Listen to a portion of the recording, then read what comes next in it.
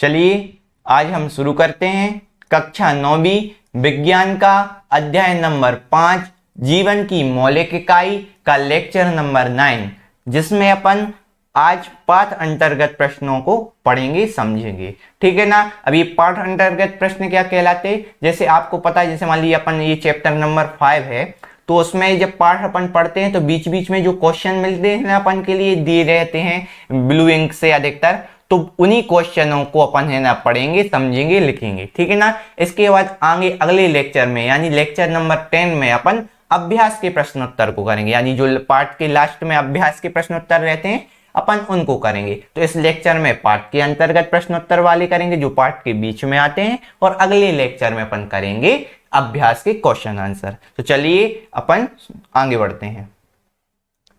पहला क्वेश्चन की बात करें, कोशिका की खोज किसने और कैसे की। ये पहला क्वेश्चन है, तो इसका आंसर देखते हैं अपन। कोशिका की खोज रॉबर्ट हुक ने की थी। सबसे पहले क्या पूछा गया था कि कोशिका की खोज किसने की, तो कोशिका की खोज किसने की थी, अपने रॉबर्ट हुक ने की थी। ठीक है ना। अब अगला क्वेश्चन इसी में पूछा गया था कि कैसे की। ये तो हो गया कि किसने की, तो अपन ने बता दिया कि रॉबर्ट हुक ने की, लेकिन अगला बात एक और पूछिए कि कैसे की, तो उन्होंने अपने स्वनिर्मित सूक्ष्मदर्शी की सहायता से, यानी पहले तो अपन बात करेंगे कि सूक्ष्मदर्शी क्या कहलाता है। क्या सूक्ष्मदर्शी, देखो आपको पहले तो आपको पता होना चाहिए सूक्ष्म मीन्स क्या होता है, मतलब बहुत छोटा, जिनको अपन अपनी आंखों से नहीं देख सकते, तो उनको देखने के लिए अपन किस यंत्र का उपयोग करते हैं, जिस भी यंत्र का उपयोग करते हैं उसको अपन क्या कहेंगे, सूक्ष्मदर्शी कहेंगे। यानी वह यंत्र जिसको अपन सूक्ष्म वस्तुओं को, यानी छोटी से बहुत छोटी वस्तुओं को देखने में करते हैं, सूक्ष्मदर्शी यंत्र कहलाता है। तो उन्होंने क्या किया, अपने स्वयं के द्वारा निर्मित, माने उन्होंने खुद ने, यानी रॉबर्ट हुक ने अपना खुद का सूक्ष्मदर्शी बनाया, तो इसलिए वही कहा गया है कि उन्होंने अपने स्वनिर्मित सूक्ष्मदर्शी की सहायता से कार्क की पतली कांट का अवलोकन करते समय मधुमक्खी के छत्ते के समान संरचना वाले छोटे छोटे प्रकोष्ठ को देखा, जिन्हें कोशिका कहा। यानी क्या हुआ, उन्होंने अपनी स्वनिर्मित सूक्ष्मदर्शी से कार्क की पतली की, माने जो कार्क है उसकी पतली काट को लिया, यानी छोटे से भाग को लिया, उसके बाद उसको सूक्ष्मदर्शी से देखा, तो उसको देखने पर अपन ने जूम करके बता, देखो वो तो देखो जब सूक्ष्मदर्शी से देख रहे हैं माने बहुत सूक्ष्म वस्तु है, लेकिन अपन को दिखाई दे इसलिए अपन कर दे रहे जूम। ठीक है ना। उनको क्या दिख रहा है, वो उन्हें दिख रही है ऐसी संरचना, ऐसी संरचना दिख रही है। ठीक है ना, ऐसी संरचना दिख रही है उनके लिए ये।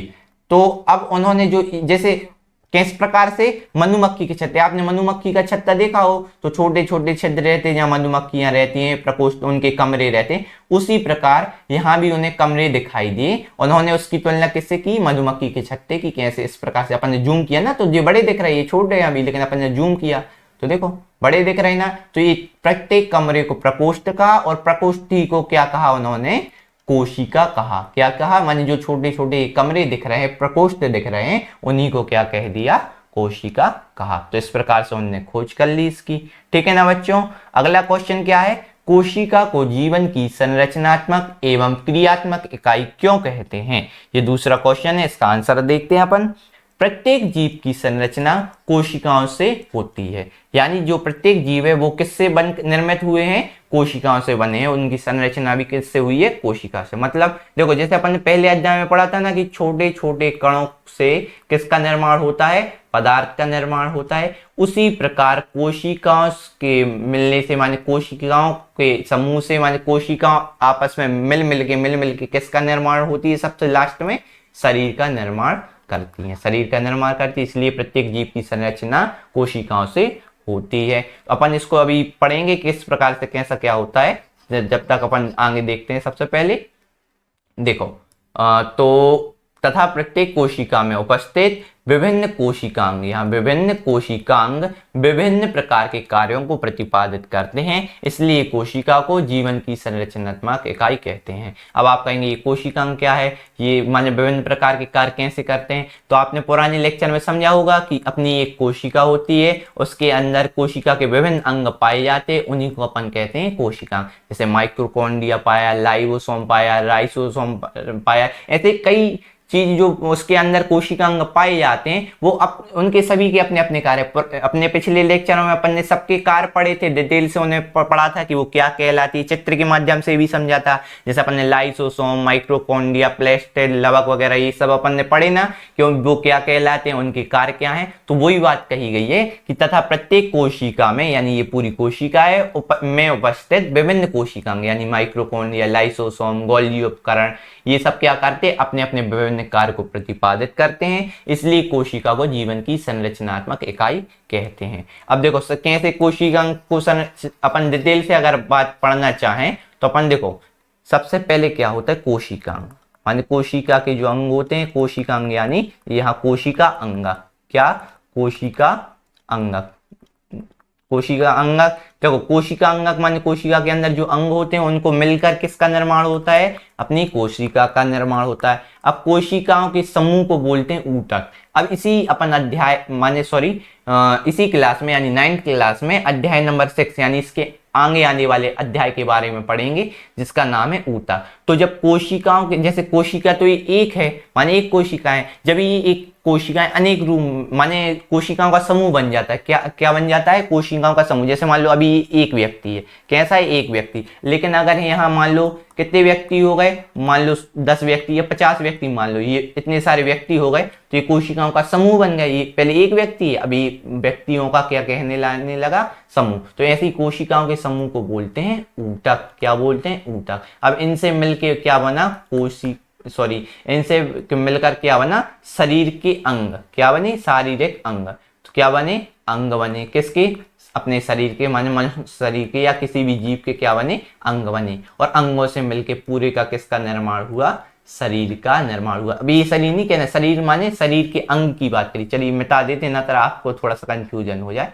तो देखो समझ में आया, कोशिका अंगक यानी कोशिका के अंदर जो अंग पाए जाते हैं उन अंगों से मिलकर किसका निर्माण हुआ, कोशिका का। अब कोशिका से किसका निर्माण हुआ, ऊतक का। ऊतक से निर्माण किसका हुआ, अंग का। और अंग से निर्माण हुआ किसका, शरीर का। तो इसलिए देखो ये पूरी जो मेन कोशिका वाला सिस्टम है ये मेन महत्वपूर्ण है। जैसे छोटे छोटे इलेक्ट्रॉन, प्रोटॉन, न्यूट्रॉन से परमाणु बना, फिर अणु बना है, ये पिछले लेक्चर में पिछले पार्ट में अपन पढ़ चुके हैं ना एक अध्याय में। तो उसी प्रकार से जब क्वेश्चन ने बोला कि जीवन की संरचनात्मक इकाई कौन, कोशिका, क्यों कहते हैं, तो ये इसलिए कहते हैं, देखो मेन चीज पूरा यही है, इन्हीं से मिलकर शरीर का निर्माण हो रहा है, जीव का निर्माण हो रहा है। इसलिए अपन कह सकते हैं कि जो अपनी कोशिका है वो क्या है, बताइए, संरचनात्मक एवं क्रियात्मक इकाई है जीवन की। ठीक है ना, इनसे जैसे माने छोटे छोटे कण होते हैं उनसे पदार्थ बन जाएगा। इसी प्रकार कोशिका से जब ऐसे आगे बढ़ते जाएंगे स्टेप बाय स्टेप तो किसका निर्माण होगा, जीव का, शरीर का निर्माण होगा। ठीक है ना बच्चों, समझ में आया। अब आगे बढ़े, अब देखते हैं तीसरा क्वेश्चन। कार्बन डाइऑक्साइड तथा पानी जैसे पदार्थ कोशिका के अंदर तथा बाहर जाते हैं, इस पर चर्चा करें। देखो ये मान लीजिए अपनी क्या है, कोशिका है। अब चारों तरफ क्या है, वायुमंडल है। तो वहां से अब कार्बन डाइऑक्साइड को अगर कोशिका के अंदर जाना या अंदर चली गई है तो बाहर आना, इसी प्रकार जल को अंदर जाना या अंदर से बाहर जाना। तो आपने देखो अभी अपन पिछले लेक्चरों में सबसे दूसरे या तीसरे लेक्चर में अपन ने विसरण पढ़ा था, विसरण, परासरण वगैरह, उच्च परासारी, द्रव्य विलयन, ये सब पढ़े थे ना, उसी की बात इसमें की गई है। मतलब देखिए पढ़ते हैं उत्तर। कार्बन डाइऑक्साइड तथा पानी जैसे पदार्थ कोशिका के अंदर तथा बाहर विशिष्ट परासरण के द्वारा जाते हैं। किसके द्वारा जाते हैं, विशिष्ट परासरण के द्वारा जाते हैं, जिसे परासरण कहते हैं। विशिष्ट विसरण के द्वारा, ये गलती हो गई। कार्बन डाइऑक्साइड तथा पानी जैसे पदार्थ कोशिका के अंदर तथा बाहर विशिष्ट विसरण के द्वारा जाते हैं, जिसे क्या कहा जाता है, परासरण कहते हैं। इसके लिए प्लाज्मा झिल्ली महत्वपूर्ण योगदान करती है। माने जो ये अपनी झिल्ली है ना, ये अपन ने पढ़ा है कि ये कौन सी झिल्ली है, प्लाज्मा झिल्ली है। ये आने जाने में महत्वपूर्ण भूमिका निभाती है, यानी योगदान करती है। ये नहीं अंदर करती कि कौन पदार्थ अंदर आए, कौन बाहर जा रहा है, कैसा, ये सब किस पर निर्भर करता है, प्लाज्मा झिल्ली। ये माने सुरक्षा कवच है, सिक्योरिटी गार्ड है। ये चाहे तो किसी को अंदर आने दें और किसी को बाहर जाने दे। ठीक है ना, बिना अनुमति के ना तो कोई अंदर आ सकता है ना ही बाहर जा सकता है। इसलिए ये बात कही गई है, प्लाज्मा झिल्ली महत्वपूर्ण योगदान निभाती है। और बताया गया है कि कोशिका के अंदर और बाहर जाने के लिए ये कौन सी प्रक्रिया है, विसरण द्वारा होती है, जिसे उच्च माने उपयुक्त भाषा में क्या कहेंगे, परिभाषा के रूप में किसकी, परासरण की। ठीक है ना बच्चों। अब चौथा देखें अपन, प्लाज्मा झिल्ली को वर्णनात्मक पारगम्य झिल्ली क्यों कहते हैं, माने जो ये प्लाज्मा झिल्ली है उसको वर्णनात्मक पारगम्य झिल्ली क्यों कहते हैं। तो चलिए आंसर देखते हैं। प्लाज्मा झिल्ली या प्लाज्मा दोनों लिख सकते हैं, प्लाज्मा, ये लिखन प्लाज्मा, प्लाज्मा झिल्ली कुछ पदार्थों को कोशिका के अंदर या बाहर आने जाने, अंदर या बाहर आने जाने लिख देना आप, आने और जोड़ देना, आने जाने देती है, इसलिए इसे वर्णनात्मक पारगम्य झिल्ली है। अब ये आपने कुछ पदार्थ क्यों लिखा, इसलिए लिखा है क्योंकि हर कोई पदार्थ को ना अंदर आने देती ना हर कोई पदार्थ को बाहर जाने देती, वो निर्भर करता है अपनी प्लाज्मा झिल्ली की वो किसको अंदर आने दे रही है और किसको बाहर जाने दे रही है। यदि देखो जैसे सिक्योरिटी गार्ड है, अब वो देखता है कि ये बंदा सही नहीं है, ये व्यक्ति सही नहीं है, तो इसको अंदर आने दे कि ना आने दे। तो इसी प्रकार ये जो प्लाज्मा झिल्ली होती है वो देखती है कि भैया ये कोशिका के लिए हानिकारक तो नहीं, अगर हानिकारक है तो उसको बाहर ही भगा देंगे, भैया नहीं आप अंदर नहीं आ सकते, और जो उपयोगी है उसको अंदर आने देंगे। तो इसी प्रकार प्लाज्मा झिल्ली कुछ पदार्थों को कोशिका के अंदर या बाहर आने जाने देती है, इसलिए इसे क्या कहते हैं, वर्णनात्मक पारगम्य झिल्ली कहते हैं। ठीक है ना बच्चों, समझ में आया। अगले क्वेश्चन पे बढ़े। अब देखते हैं यूकैरियोटिक या प्रोकैरियोटिक कोशिका में अंतर स्पष्ट कीजिए। ठीक है ना बच्चों, तो अपन देखते हैं सबसे पहले प्रोकैरियोटिक कोशिका के पॉइंट। तो प्रोकैरियोटिक कोशिका के पॉइंट देखिए, पहला आकार प्रायः छोटा होता है। किनका, प्रोकैरियोटिक कोशिकाओं का आकार प्रायः कैसा होता है, छोटा होता है। दूसरा पॉइंट क्या है, केंद्रकीय, यहाँ केंद्रीय नहीं है केंद्रकीय लिखिए आप, सॉरी यहाँ क्या लिखना है अपन को, केंद्रकीय, केंद्रकीय क्षेत्र अस्पष्ट होता है। जो केंद्रीय भाग का क्षेत्र होता है वो कैसा होता है, प्रोकैरियोटिक कोशिका में अस्पष्ट होता है। तीसरा क्या है, एक क्रोमोसोम पाया जाता है। इसमें प्रोकैरियोटिक में कितने क्रोमोसोम पाए जाते हैं, एक क्रोमोसोम पाया जाता है। ठीक है ना बच्चों। चौथा क्या है, झिल्ली युक्त कोशिका अंगक अनुपस्थित होता है। जो झिल्ली युक्त कोशिका अंगक होता है ना वो अनुपस्थित होता है, यानी उसमें उपस्थित नहीं होता, माने नहीं पाया जाता है। अब बात करेंगे अपन यूकैरियोटिक कोशिकाओं की। तो पहला क्या है, जैसे जिस प्रकार जब अंतर है तो कोई अपोजिट होता है, जैसे आकार प्रायः छोटा होता है प्रोकैरियोटिक में, तो इसी प्रकार यूकैरियोटिक कोशिका में आकार कैसा होता है, बड़ा होता है। देखो इसमें देखा था दूसरा पॉइंट के केंद्रकीय क्षेत्र अस्पष्ट होता है, यहाँ केंद्रकीय क्षेत्र स्पष्ट होता है। देखो अपोजिट रहते हैं अंतर, तो अंतर वही तो कहलाते। तीसरा क्या है, एक क्रोमोसोम पाया जाता है प्रोकैरियोटिक कोशिका में, इसी प्रकार यूकैरियोटिक में एक से अधिक क्रोमोसोम पाए जाते हैं। ठीक है ना बच्चों। चौथा यहाँ का क्या पढ़ा था कि झिल्ली युक्त कोशिका अंगक अनुपस्थित होता है, और इसमें झिल्ली युक्त कोशिका अंगक उपस्थित होता है, यानी इसमें पाया जाता है इसमें नहीं पाया जाता है। समझ में आई बात बच्चों। तो ये सिंपल अंतर है, आपको याद करना है। ठीक है ना बच्चों, आगे बढ़े। अब देखते हैं छठवां क्वेश्चन, क्या आप दो ऐसे अंगों का नाम बता सकते हैं जिनमें अपना अनुवांशिक पदार्थ होता है। माने ऐसे दो अंगों के नाम बताना है अपन को जिसके अंदर क्या पाया जाता है, अनुवांशिक पदार्थ पाया जाता है खुद का, स्वयं का। तो अपन उत्तर दे दें, एक होता है माइटोकॉन्ड्रिया और एक होता है प्लास्टिड। समझ रहे बच्चों। तो एक क्या होता है माइटोकॉन्ड्रिया, क्या होता है माइको नहीं, ये अपन इसमें लिख दिया कि माइटोकॉन्ड्रिया, अपन ने इसमें क्या है माइटोकॉन्ड्रिया ऐसे नहीं करते अपन। ठीक है ना। तो दो क्वेश्चन ये थे, तो यहाँ आधा का अपन क्या करनी, अलग आधा का नहीं है माइटोकॉन्ड्रिया। ठीक है ना बच्चों। तो एक तो है अपना अंग माइटोकॉन्ड्रिया और एक है प्लास्टिड यानी लवक। ये दोनों पदार्थ, दोनों जो अंगक है कोशिका अंगक, इनमें स्वयं के अनुवांशिक पदार्थ पाए जाते हैं। ठीक है ना, आगे बढ़े।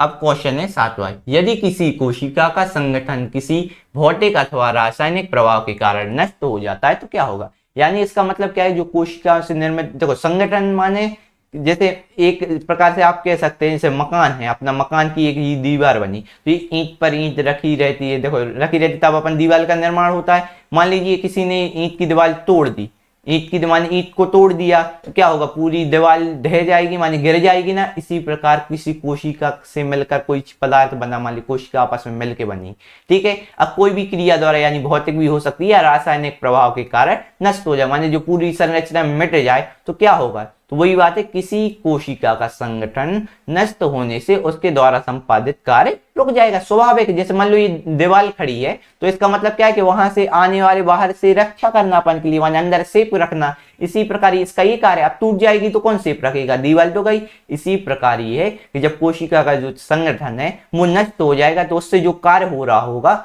वो रुक जाएगा। स्वाभाविक बात है, ठीक है ना बच्चों, तो समझ में आया। अब बढ़े अपन आगे। अब देखते हैं 8वां क्वेश्चन। ये बहुत इंपॉर्टेंट क्वेश्चन है, ये अधिकतर क्वेश्चन पेपर इसमें आता है, तो आप जरूर इसको समझें। लाइसोसोम को आत्मघाती थैली क्यों कहते हैं? हालांकि ये अपन ने पिछले लेक्चरों में भी डिटेल से पढ़ चुका है, लेकिन इसमें क्वेश्चन आया है तो अपन जरूर पढ़ेंगे, ठीक है ना। तो देखते हैं उत्तर। कोशिकीय चयापचय में व्यवधान के कारण जब कोशिका क्षतिग्रस्त या मृत हो जाती है तो लाइसोसोम फट जाते हैं और उसके पाचन एंजाइम अपनी ही कोशिकाओं का पाचन कर देते हैं। इसलिए लाइसोसोम को आत्मघाती थैली या स्वाघाती थैली कहा जाता है। मतलब जो कोशिका के अंदर चयापचय क्रिया, माने ये समझिए कि कोशिका के अंदर जो क्रियाएं संपन्न हो रही हैं या कोई भी क्रिया हो रही है उसमें कोई व्यवधान आ जाए, या फिर क्या हो कि कोई अंग क्षतिग्रस्त हो जाए, क्या हो जाए, या फिर कोशिका पूरी क्षतिग्रस्त हो जाए या मृत हो जाए, तो क्या होता है कि उसके अंदर जो लाइसोसोम उपस्थित होते वो क्या हो जाते हैं, फट जाते। मान लीजिए ये कोशिका है, इसमें कोई क्रिया के कारण ये कोशिका क्षतिग्रस्त हो गई या फट गई, तो उससे क्या हुआ कि इसके अंदर जो लाइसोसोम पाया जाता है वो भी क्या हो जाता है, लाइसोसोम इसके नुकसान पहुंचने से। मानिए जो ये समझो आप कि मान लीजिए आपका एक देश है, मान लीजिए पूरी कोशिका एक देश है और लाइसोसोम भी एक, लाइसोसोम उसका राज्य है। अब देश पे मुसीबत पड़ी, यानी देश पे कई जनों ने कब्जा कर लिया, तो दिक्कत क्या राज्य पे भी होगी ना, राज्य पे भी लोग कब्जा करेंगे। ये देश से आते जल, मान लीजिए इतने आकार का है तो सब लोग दुश्मन यहाँ बढ़ते जा रहे हैं तो इसको भी नुकसान पहुंचेगा। तो अब ये माने गुलाम हुआ, माने ये बाहर का राज्य, तो अंदर का भी ये राज्य भी गुलाम होगा, तो क्या होता है ये अपनी बचाव के लिए क्या करता है, लड़ता है, लेकिन वो हार जाता है। इसलिए इस प्रकार से जैसे कोशिका क्षतिग्रस्त हो गई, इसी प्रकार लाइसोसोम भी फट गया यानी क्षतिग्रस्त हो गया, तो उसके अंदर जो राज्य के अंदर घातक एंजाइम होते हैं, क्या होते हैं, जो एंजाइम पाए जाते हैं किसके अंदर, लाइसोसोम। अब ये लाइसोसोम फटा ना, तो इसके अंदर क्या पाए जाते हैं, एंजाइम पाए जाते हैं, पाचन एंजाइम जो बहुत ही शक्तिशाली होते हैं। तो वो क्या होते हैं, कोशिका में रिस जाते हैं, माने कोशिका में फैल जाते हैं, और वो एंजाइम क्या करते हैं, अपनी ही पूरी कोशिकाओं को खा लेते हैं, यानी उसको खुद को क्या कर दे, खुद को पाचन कर देते हैं। यानी सीधी बात ये है अपनी भाषा में कि ये क्या करते हैं, जो लाइसोसोम है उसके अंदर से जो एंजाइम निकलते हैं वो अपनी ही कोशिका को खाने लगते हैं और पूरा माने उसको उसका पाचन कर देते हैं। अब स्वयं को माने ये समझो कि माने खुद के पैर पे कुल्हाड़ी मारना, जैसे अपने ही लोग क्या करते हैं, अपने माने कहते ना विश्वास दो, जिस थाली में खाया उसी में छेद कर दिया।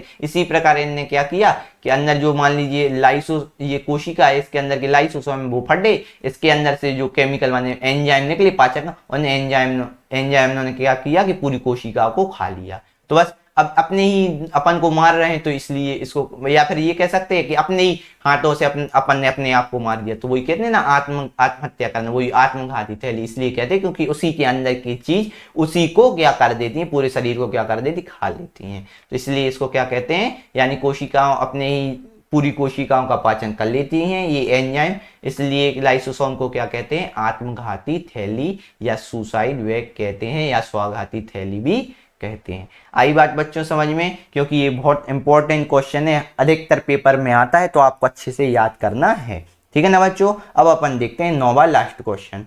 कोशिका के अंदर प्रोटीन का संश्लेषण कहाँ होता है, यानी जो अपनी कोशिका है उसके अंदर प्रोटीन का संश्लेषण कहाँ होता है। कोशिका के अंदर क्या चीज है, क्वेश्चन कि कोशिका के अंदर प्रोटीन का संश्लेषण कहाँ होता है, तो आप अब बता सकते हैं, बताइए अगर आपको पता हो, नहीं तो हम तो बता ही रहे हैं आपको। तो कोशिका के अंदर प्रोटीन का संश्लेषण यहाँ लिखना अपन को राइबोसोम में होता है। कहाँ होता है, राइबोसोम में होता है, ठीक है ना बच्चों। तो कहाँ होता है कोशिका के अंदर प्रोटीन का संश्लेषण, राइबोसोम में होता है, किसमें, राइबोसोम में होता है, ठीक है ना बच्चों। तो आज के लिए बस इतना ही। अपन ने जितने भी क्वेश्चन थे पार्ट के बीच में जो आए हैं और पेपर में जो आते हैं उनको अपन ने पूरी तरह से लिखा, समझा, पढ़ा।